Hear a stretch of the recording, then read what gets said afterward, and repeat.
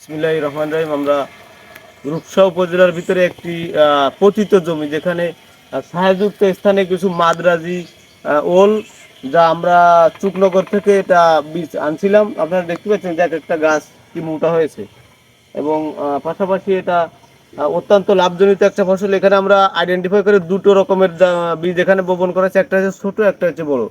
তা আমরা এই বীজগুলো সম্ভবত 250 থেকে 300 গ্রামের খোলে।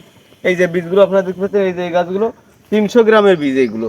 আর আমরা যদি এইগুলো দেখাই, এগুলো হচ্ছে আপনার 50 গ্রামের বীজগুলো। এই যে ছোটো ছোটো গাছ, আমরা এগুলো আগামী বছরের জন্য বীজ রাখার জন্য আমরা এগুলো রাখবো বিধায় আমরা এগুলো সাইডে রাখছি। আর এগুলো এবছর আমাদের একটা ধারণা যে এখানে 6-7 কেজি, সর্বনিম্ন 5 কেজি করে একটা ওলের একটা চাকি হবে। তাতে আপনার 5 কেজি যদি আসে, তাহলে আপনার মনে করেন যে 500-300 টাকা একটা ওলের চাকির দাম আসতেছে। তাহলে আমরা এখানে যদি আমরা বেশ প্রায় 10 শতকের মতো জায়গা, এখানে 10 শতকে আমাদের একটা আনুমানিক, যেখানে এখানে আমরা আল্লাহর রহমতে লাখখানিক টাকা আমরা বিক্রি করতে পারবো বলে আমরা ধারণা করছি।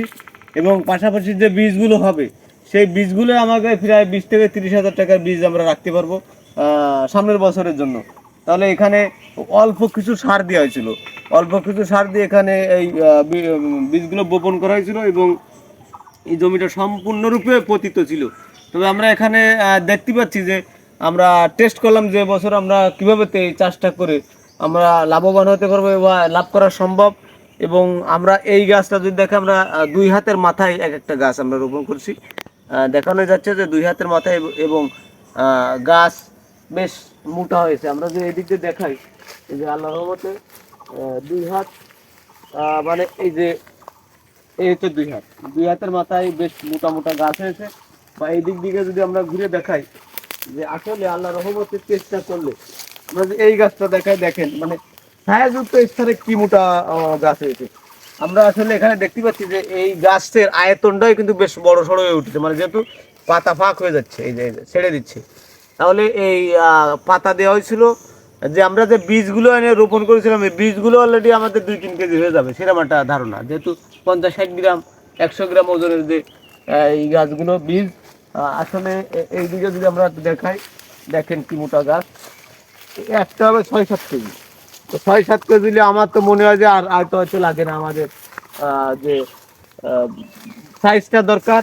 আর তাছাড়া এটা মাদ্রাজি হলো, আবারও বলে রাখি, এটা কিন্তু মাদ্রাজি 2 রকমের বীজ আমরা পাইছিলাম, একটা হলো মেট্রো, একটা হচ্ছে মাদ্রাজি। আমরা মেট্রোটা আনি নাই, আমরা মাদ্রাজি যে ওল সেটাকে আনা হয়েছে। আমাদের এলাকায় আমরা দেখলাম যে এই চাষটা করে স্বাবলম্বী হওয়া যায় কিনা, বা লাভ করে লাভ আমাদের এই এলাকায় হয় কিনা। আসলে পতিত জমিতে ওল গাছ রোপণ করে আমরা চেষ্টা করছি যে কীভাবে অল্প খরচে অধিক লাভ। এই জমিতে তেমন কোনো পরিচর্যা কিন্তু লাগে নেই, অল্প পরিচর্যায় কিন্তু এখানে হওয়া সম্ভব হয়েছে। এবং পাশাপাশি এই দিক দিয়ে দেখাই যে অ্যাকুরেট গাছ হয়েছে। আর আমাদের এখানে বীজ কোনোভাবে কিন্তু একটা বীজও কিন্তু মার যায়নি। আমাদের এদিকে দেখাই, এদিকে একটু ঘনত্ব লাগানো হয়েছিল, এই যে ঘনত্ব, আসলে ছোট ছোট বীজও কিন্তু প্রচুর পরিমাণে হয়ে থাকে, খুশি হয়েছে। তবে আমরা একটা ধারণা পাচ্ছি যে আমাদের যাদের দুটো করে যে গাছগুলো আছে, এই যে দুটো, আমরা একটা কিন্তু কেটে ফেলতে হবে। এখানে 3টে হচ্ছে আল্লাহর রহমতে, 3টে। তবে এই যে এইটা থাকবে, কিন্তু এই বুড়োটা আপনার কেটে ফেলে দিতে হবে। এটা আসলে দেখা যাচ্ছে এইদিকেও আছে দুটো, পাশে আছে 3টে গাছ একসাথে।